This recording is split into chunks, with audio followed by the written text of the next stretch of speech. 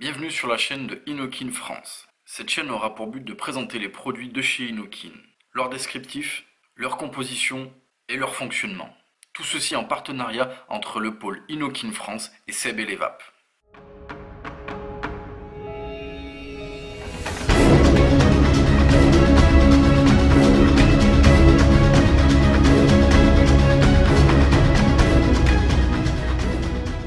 Aujourd'hui, découvrons ensemble la box Windstorm Airroar DNA 75 de chez Inokin. Cette box est tout simplement un partenariat en termes de design et de conception de la box en elle-même de chez Inokin. Et en ce qui concerne le chipset, on est sur le chipset DNA 75 bien connu de chez Evolve. À l'intérieur du kit, nous trouverons bien entendu la box Airroar, un cordon de rechargement pour pouvoir recharger ses accumulateurs en le laissant à l'intérieur de la box, mais nous vous conseillons bien entendu d'utiliser un chargeur externe. Deux protections en silicone pour mettre des accumulateurs 18650 à l'intérieur non fournis. Les autocollants Inokin, un message de précaution concernant les accumulateurs et enfin un manuel d'utilisation. La box Airroar est capable bien entendu de monter jusqu'à 75 watts. Elle fonctionne avec deux accumulateurs 18650 non fournis. Elle accepte les résistances en ce qui concerne le contrôle de température à 0,15 ohms et en termes de wattage sans contrôle de température, elle accepte les résistances à partir de 0,25 ohms. Elle est capable de faire du contrôle de température entre 200 et 600 degrés Fahrenheit. Au niveau de la box, nous avons ici une connexion type 510 avec, on le voit, le cycle bien connu de chez Evolve. En façade, nous avons le bouton Fire, un écran LED, un bouton plus, un bouton moins, et ici on le voit une connexion micro USB. Dessous, nous avons des aérations en cas de problème avec les accumulateurs. Au niveau du bouton Fire, il y a aussi des LED, quand on fera Fire, on le verra, ça s'allumera. Elle mesure une hauteur approximative de 90 mm, une largeur comme ceci de 23 mm et une largeur comme ceci de 53 mm. Derrière la box, nous avons ici un capot, on le voit avec une petite encoche, je vais venir ici la saisir et l'ouvrir, ce qui nous laisse apparaître le berceau des accumulateurs. Ici, nous avons un morceau de tissu qu'on va mettre sous les accumulateurs pour nous aider à les sortir quand on va vouloir les changer. Et dessous, on le voit, il y a des marquages plus ou moins de chaque côté. Il y a donc un sens pour insérer ces accumulateurs. Ici, je vais mettre le morceau de tissu. Je vais prendre des accumulateurs que je viens comme ceci mettre à l'intérieur de la box dans le bon sens. Et ensuite, je viens refermer ma box.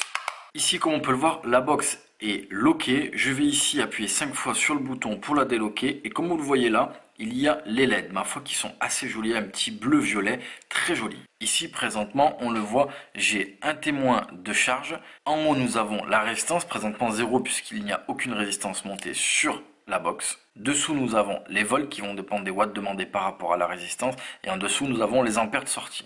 Ici, on le voit, je suis en watts. Comme on peut le voir ici, je peux utiliser ma batterie. Là, il me dit qu'il n'y a pas l'atomiseur, mais s'il y en avait un, je pourrais vaper avec le bouton Fire.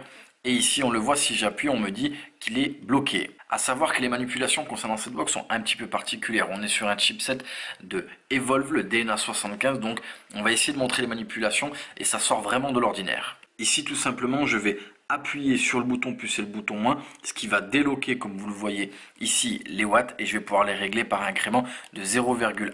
Une fois mon réglage effectué, je rappuie dessus sur le bouton plus et le bouton moins, ça va loquer mes réglages, je vais pouvoir vaper sans dérégler. Ensuite, je vous ai parlé tout à l'heure qu'il y avait plusieurs types de réglages en termes de contrôle de température, de watts, et il y a aussi la fonction preheat. Pour pouvoir accéder à toutes ces fonctions, tout simplement, déjà dès le départ, la box va essayer d'identifier la résistance. Elle est assez précise, parfois elle peut se tromper, mais c'est quand même rare. Ici, on le voit, si j'appuie sur le bouton plus et moins, on me dit que c'est bloqué. Si j'appuie sur le bouton plus moins, une fois que le message vient de s'afficher, j'appuie sur le bouton moins et on le voit ici, je peux rentrer dans les différents menus. Il y en a plusieurs, on le voit SS, ENI, TI, bref, il y a tous les contrôles de température et bien entendu les watts. Ici, je vais mettre un contrôle de température en TI et je valide avec le bouton Fire. Comme on peut le voir, je me retrouve dans le réglage de température et là je suis bloqué. Donc je vais rester appuyé sur le bouton plus, bouton moins pour déloquer et je vais pouvoir comme ceci venir régler ma température. Ici j'ai réglé ma température, je viens de bloquer le plus et le moins, mais il y a aussi les watts à régler. Pour pouvoir régler les watts, je vais cliquer 5 fois sur le bouton Fire pour bloquer la box. Ici on le voit, elle est bloquée. Une fois le bouton Fire bloqué, je vais appuyer sur le bouton plus et le bouton moins en même temps. Je reste appuyé et là je vais pouvoir régler les watts de départ. Et ce sera comme ça pour tous les modes, que ce soit les contrôles de température ou le preheat. Je le rappelle, on règle d'abord sa température ici en déloquant les réglages. Ensuite, on vient rebloquer ces réglages de température.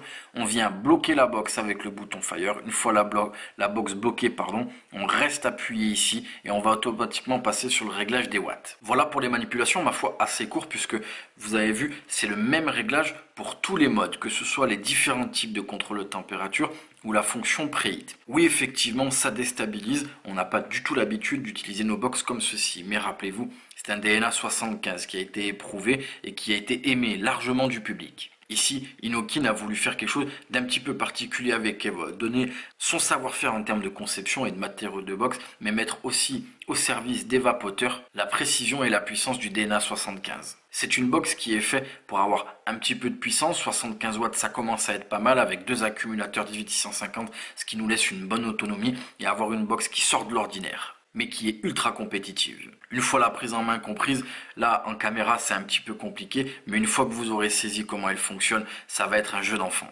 C'est une box qui est faite pour les vapoteurs pointus. Elle accepte des résistances vraiment basses, donc on va pouvoir vraiment s'amuser avec tout type d'atomiseur. Nous vous remercions d'avoir laissé cette vidéo sur la chaîne Innokin France.